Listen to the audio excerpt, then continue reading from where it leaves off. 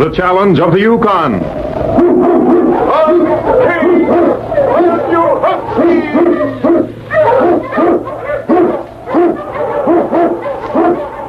King, the swiftest, strongest of Eskimo lead dogs, blazes the trail through storm and snow for Sergeant Preston as he meets the challenge of the Yukon.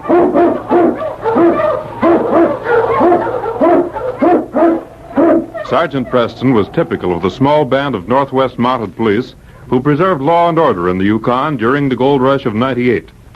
That was the year that brought over 50,000 men swarming into the Klondike region, and the greed for gold led to frequent violence and bloodshed.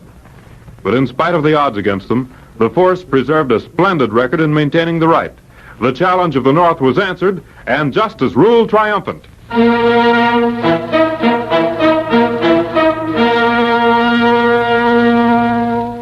Sergeant Preston, on patrol duty in the Yukon, made many friends who were always glad to see him.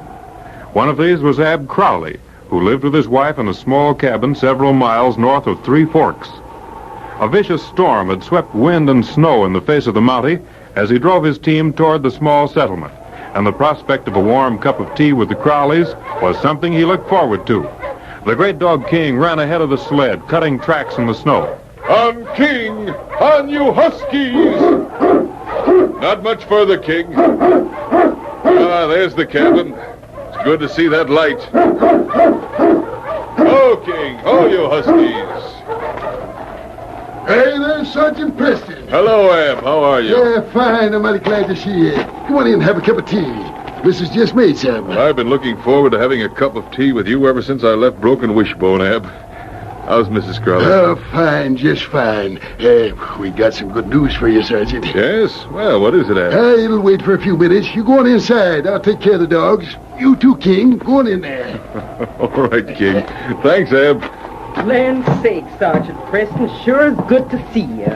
Come on in here and close that door. Well, how are you, Mrs. Crowley? Never been better in my life, Sergeant. Dad tell you the news? Oh, no, he didn't. He said it could wait till he got inside. Say, what's this all about? Well, I expect I better let Ab tell you. He's been hankering to tell you ever since we... There, I almost told you myself. Well, I'm certainly curious. Tell me this much. You both look so pleased. It must be something awfully good, huh? It is, Sergeant. It's the best thing that's happened to us ever since we came to this snowbound place. There you are. Oh, thank you. This tea certainly tastes good. Warms you up after all that cold. I guess Ab will be wanting a cup, too, when he comes in. Did you tell the sergeant yet, Ada? No, she hasn't told me yet, Ab. Well, I reckon I'll tell you myself, then. As if you didn't want the pleasure, tell him yourself all along. Me and Ada just bought the last chance claim. Last chance? Yep. That was Jeb Fisher's claim, wasn't it? It was. Now it's ours. Well, sakes alive, Sergeant. The cat get your tongue? Can't you say any more than that? I declare, Ab, I knew you'd be surprised, but I never thought Just how much do you know about the last chance, Ab? Well, it's a good claim. I saw Jeb turn up some of the dust myself. I think it's a good piece of luck. We, had kind of a hard time meeting Jeb's price, but, We just took what we'd been saving, and Jeb turned it over to us for the cash. How much cash? $12,000. All the money we had.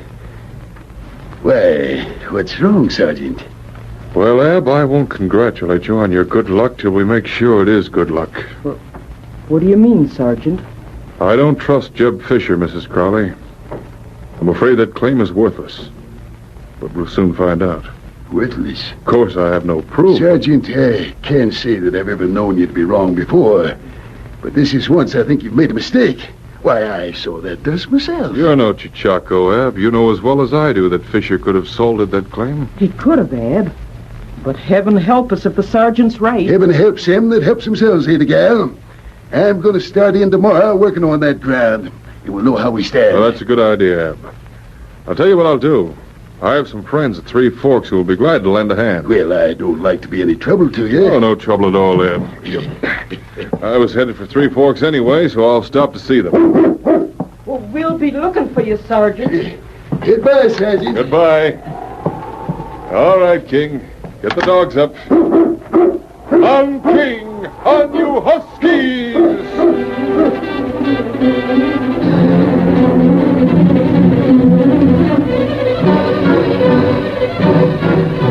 Sergeant Preston entered the Moosehead Cafe in Three Forks a short time later. As he moved through the room, he heard a boisterous laugh. So I have $12,000 in my pocket, and Crowley's got the deed to the last chance. You cleaned up on that deal. Yeah, I sure did. Poor old Crowley stuck for plenty. His own fault. I don't know, Jim. What do you mean? Seems to me it's a pretty yellow trick to pull on a couple as old as the Crowleys. Well, they wanted the last chance, didn't they? I sold it to them.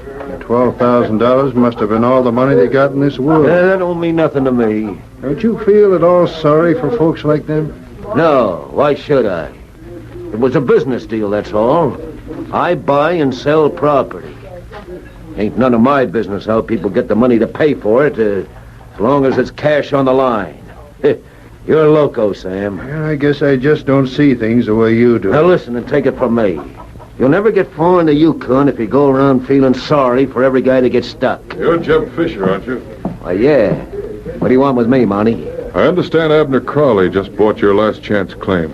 Yep. Fisher, you know there's no gold on that land. I don't know nothing about that land. I sold him the property. We turned up gold on it. You've sold it claims before. Crowley bought that claim, and I didn't guarantee nothing in writing. Whether you guarantee it or not, Crowley believes there's gold on that property. Then let him dig for it. Who knows? Maybe he'll find it. You oughtn't to talk to him like that, Jeb. Why not? The law ain't got nothing on me.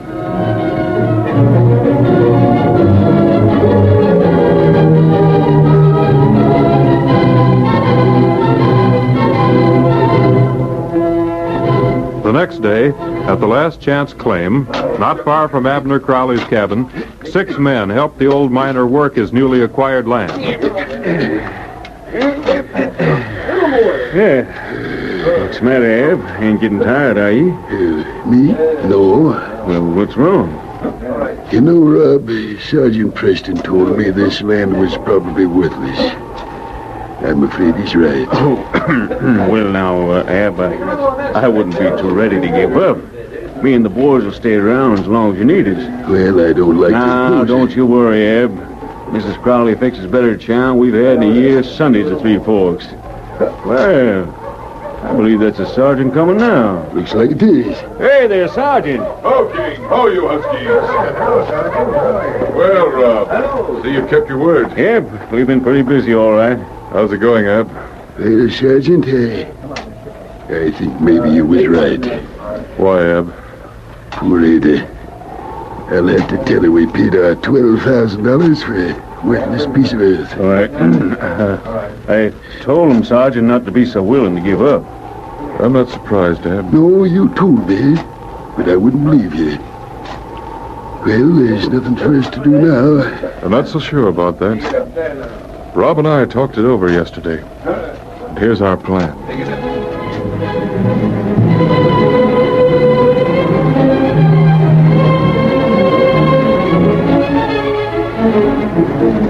A rumor of gold in the Yukon always spread like wildfire.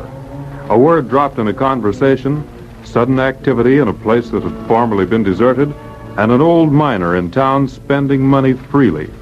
Any one of these things were enough to start men talking, telling exaggerated stories of a new gold discovery. So when old Abner Crowley, long known for the quiet and thrifty way he lived, went into Three Forks carrying a poke of gold dust, the word spread that the last chance claim held fabulous amounts of the precious dust. You hear the news, Jeb? What news? About the last chance paying out. Yeah, I heard it. But I thought you said... No matter what I said. Did you know it Oh, had... shut up, Sam. Oh, I begin to see. Shut up, I tell you.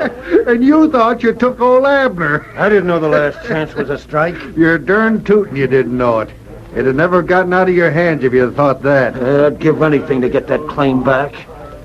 What a fool I was. All right, boys. Have another drink. It's all on me.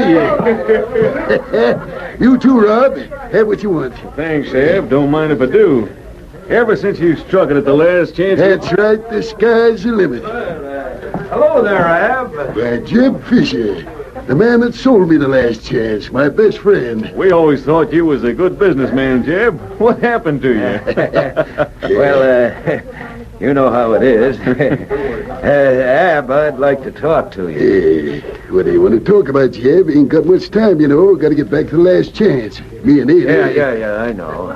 But I'd like to talk to you. Well, all right. Come on, Rob. Yeah, sure. Where do you want to talk, Jeb? Let's go in the back room where we won't be disturbed. Suit you, Rob? Well, why not? There now. Nobody will bother us in here. Have a chair, boy. Sure, thank you. Well, what's on your mind, Jeb? Ab, when I sold you the last chance, I told you I was planning to leave the Yukon. Yep, that's right, you did, Jeb. Well, a few things have happened since then, and I've changed my mind. I'm staying here, and I'd like to have the last chance back. You see, when I sold it to you, I thought I was leaving, and I wanted to get my affairs straightened up. Yeah, Jeb, a deal's a deal. I bought the last chance. I know how you feel. You paid me $12,000 for the last chance. Yep, cash at that. I'll pay you $15,000 to get it back. Nope, not interested. $16,000. Now listen, Jeb. If you was in my place, would you sell her? I'll make it $18,000, Ab. Nope, I don't want to. It costs plenty to work a mine, you know, Ab. I'll give you $20,000 in cash for that claim. Pretty anxious to get it back, ain't you, Jeb? Hello, Ab. Hello, Sergeant. Fisher, what are you doing here? Trying to make a deal with Ab here, Mountie. What sort of a deal, Ab? Now, you keep out of this, Mountie. Jeb wants to buy back the last chance claim, Sergeant. Well, I'll pay him cash for it. Jeb, I think I'll take you up on that. Ada and me are getting old. I ought to clear out of the Yukon and let the younger man work the last chance. Glad you feel that way about it, Ab. I'll be right back with the money. The money here will witness the sale. What to tell you, Ab? Yep. Hope he don't take too long getting that money. Sam will have the money here in a minute, Ab. Yes, sir, I think you're being right smart about it. I hope so, Jeb. I certainly wish you the same kind of luck I had with the last chance. Here, Jeb. Oh, well, here you are, Ab. It's all there. Count it if you want. You better count it, Ab. Yeah. Yep, all here. Well, Jeb, last chance is yours again. Here's the deed. Now, Rob, here's that $5,000 to pay back the boys for the gold they lent me and for working at the claim. The gold they lent you? Sure. I figured to look like a man that struck it rich ought to have some gold, so they got together and lent it to me. Look like a man that's... Say, what is this? You mean you didn't get that gold from the last chance? We ain't found any gold in it yet, Jeb. Why, you said... I didn't say nothing, Jeb. You came to me wanting to buy back the last chance, and I sold it to you. I've been swindled. You led me to believe you found gold there. What you told me when you sold it was true. The gold's still there. I tell you, we ain't touched any of it. Why, you out? I wouldn't do that if I were you, Jeb. That was a fair sale. I saw it myself. Looks like you're stuck with your own bargain, Jeb. There's not a thing you can do about it. All right, boys, come on outside. This time I'll treat you the best in the house, and I'll pay for it with my money. Well, looks like Abner Crowley came out all right after all. Yes, King, the case is closed.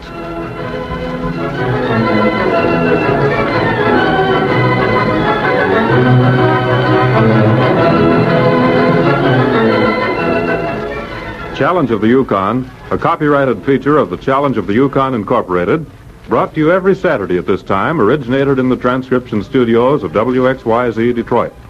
The characters and events in tonight's drama were fictitious. Bill Morgan speaking. This is the Michigan Radio Network.